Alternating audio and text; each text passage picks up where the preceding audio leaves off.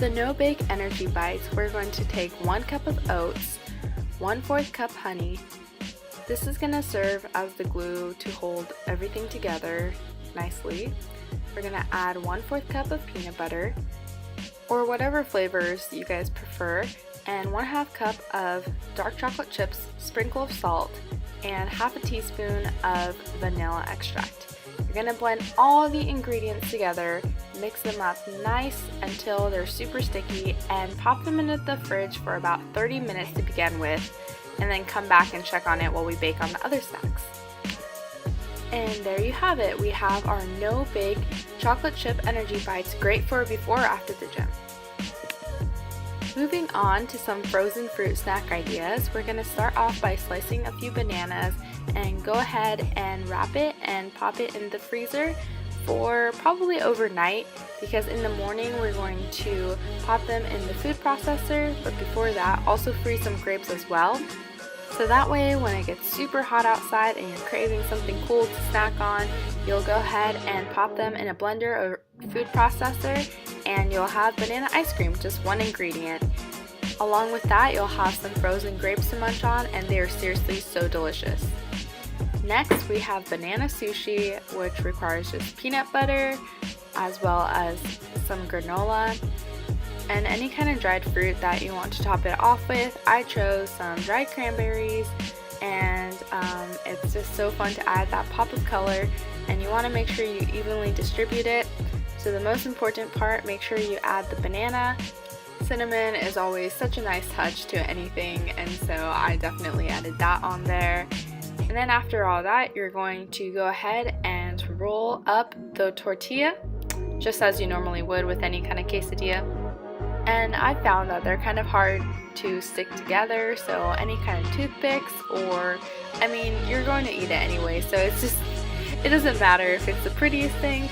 But for the sake of this video, I decided to make it look a little bit presentable, so this is what it's going to look like in the end.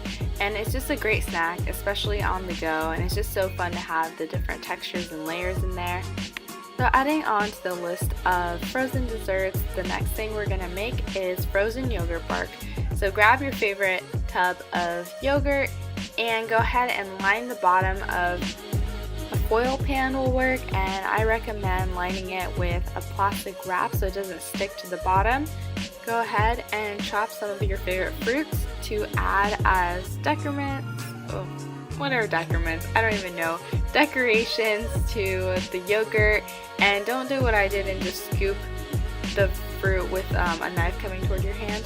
That I would not advise. And go ahead and add a second layer. It's optional depending on how thick you want your yogurt bark, but I thought, why not? So went ahead and did that. And then after that, go ahead and add the rest of your strawberries or whatever you choose to top off your yogurt bark with. And of course, we can't forget the dark chocolate. It's just not the same without chocolate.